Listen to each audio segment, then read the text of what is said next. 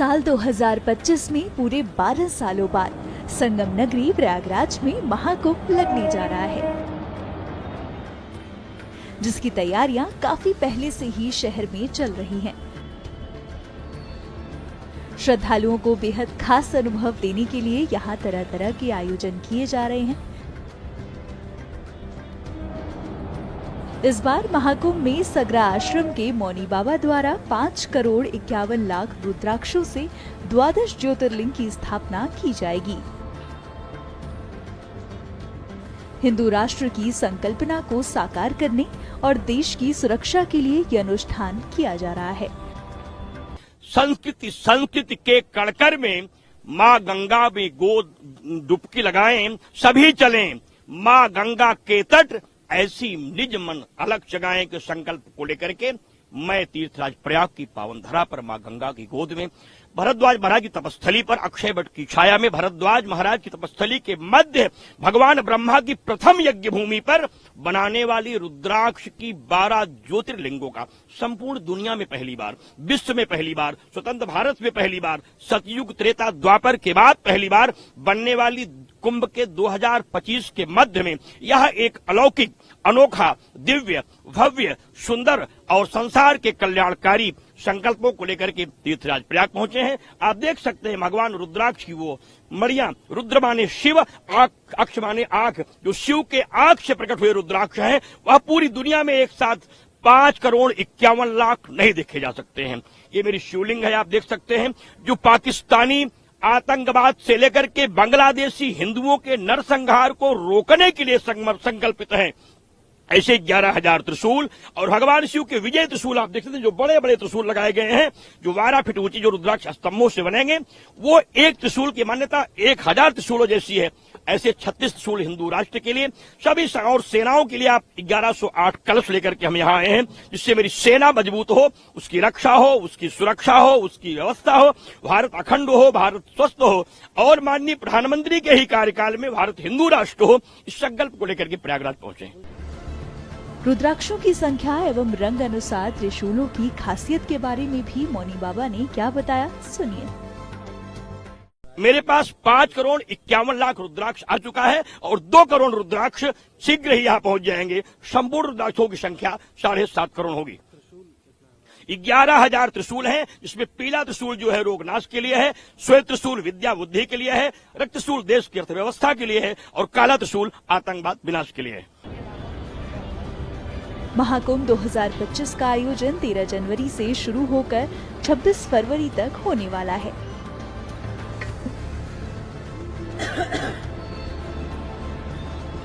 इस बार महाकुंभ में करोड़ों की संख्या में श्रद्धालुओं के पहुंचने की उम्मीद है।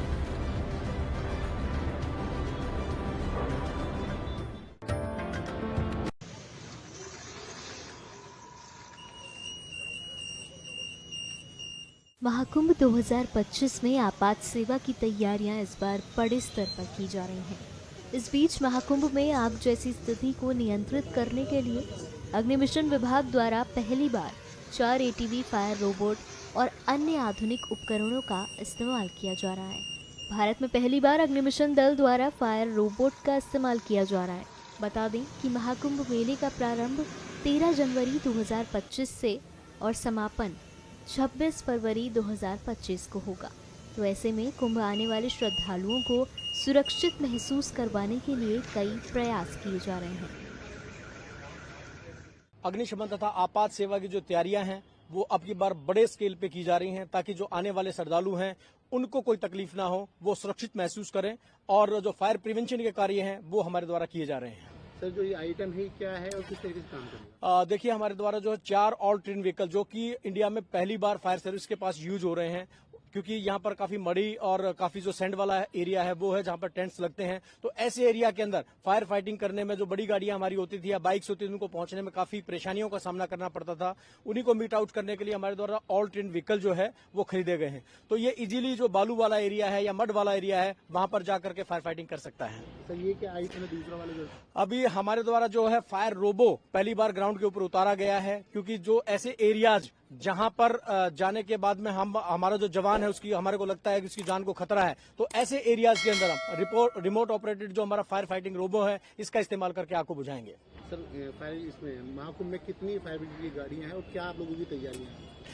पूरा जो महाकुंभ मेला है वो 4000 हेक्टेयर में बसा हुआ है, जिसके रिस्क को देखते हुए हमारे द्वारा 50 फायर स्टेशन और 20 फायर पोस्ट वो बनाई जा रही हैं, ताकि जो आने वाले श्रद्धालु हैं तो उनको हम अच्छी सुरक्षा का जो घेरा है वो प्रदान कर सकें। और हमारा जो एक रिस्पांस टाइम है उसको भी हमने मिनिमाइज किया है, लगभग 2 से 3 मिनट के अंदर हमारी हर गाड़ी जो है वो वहां पर घटनास्थल पर पहुंच जाएगी। उत्तर प्रदेश पुलिस के द्वारा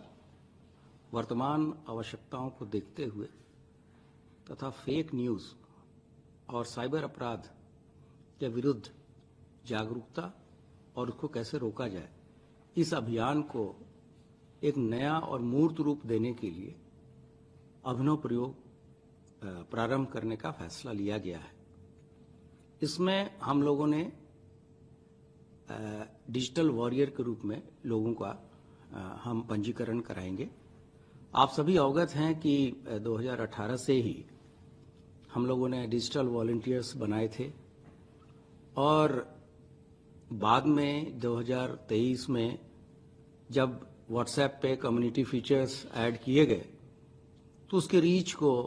उसकी पहुंच को और बढ़ाने के लिए हम कम्युनिटी फीचर्स को भी हमने ऐड किया था और उसमें लगभग 10 लाख से अधिक डिजिटल हमारे वॉलंटियर्स थे और जिनका मुख्य कार्य उस समय ये था कि ये हमारे थाने चौकियों से जुड़ेंगे और कोई भी ऐसी घटना, छोटी मोटी घटना जो गांव स्तर पे होती है, मोहल्ले स्तर पे होती है, उसकी सूचना चौकी, थाने इत्यादि को देंगे, जिससे कि हमारे पास तत्काल सूचना त्वरित माध्यम से पहुंचे और उसका निराकरण हम अपने पुलिस वालों को या अपने पुलिस रिस्पांस व्हीकल को भेज के उसको तत्काल करें, जिससे कि कोई घटना बड़ी घटना में परिवर्तित न हो। लेकिन समय के साथ पुलिस की आवश्यकताएं और सोशल मीडिया का जो रीच है, ये महसूस किया गया कि व्हाट्सएप पे के अलावा अन्य भी प्लेटफॉर्म्स हैं जिसको हम लोग कवर नहीं कर रहे हैं। तो इन आवश्यकताओं को देखते हुए तथा जो साइबर क्राइम का एक नया आयाम जुड़ता जा रहा है, उसको देखते हुए ये निर्णय लिया गया है कि अब हम हमारे जो डिजिटल वॉलंटियर्स हैं उनको एक हम नया नाम देंगे जो कि डिजिटल वॉरियर होंगे। और इसके लिए हम लोग जो जितने भी स्कूल कॉलेजेस हैं इसमें लोगों को प्रोत्साहित करेंगे। इसके लिए कार्यशालाएं आयोजित की जाएंगी। इनके गूगल फॉर्म भी हम भरवाएंगे जिसमें उनके कॉन्टैक्ट नंबर्स रहेंगे। साथ ही साथ हम एक ये भी प्रयास कर रहे हैं कि स्कूल कॉलेजेस में साइबर क्लब की स्थापना भी हम करें। इस साइबर क्लब में जो वहाँ के जो डिजिटल वॉरियर्स होंगे वो एक वर्कशॉप कराएंगे जिसमें जो नए नए प्रयोग हो सकते हैं और जो नए युग के लड़कों में जो रचनात्मक चीजें उनके दिमाग में आ रही है कि कैसे पुलिस की मदद की जाए, कैसे साइबर क्राइम को रोका जाए, कैसे समाज को जागरूक किया जाए। तो उस तरीके से एक नोडल शिक्षक को भी हम लोग उसके लिए प्रत्येक कॉलेज और स्कूल में स्कूल प्रशासन या कॉलेज प्रशासन से जोड़ के लगाएंगे। और ये सारी चीजें हम कुंभ की आवश्यकताओं को देखते हुए भी कर रहे हैं, क्योंकि आप सभी अवगत हैं कि एक बहुत ही ऐतिहासिक क्षण है उत्तर प्रदेश के लिए, पूरे देश के लिए और उत्तर प्रदेश पुलिस के लिए कि जब हम लोगों को विश्व का सबसे बड़ा जो समागम है, जहां पर इतने ज़्यादा लोग, करीब 30 से 40 करोड़ लोग इस पूरे 1.5 महीने के अंतर्गत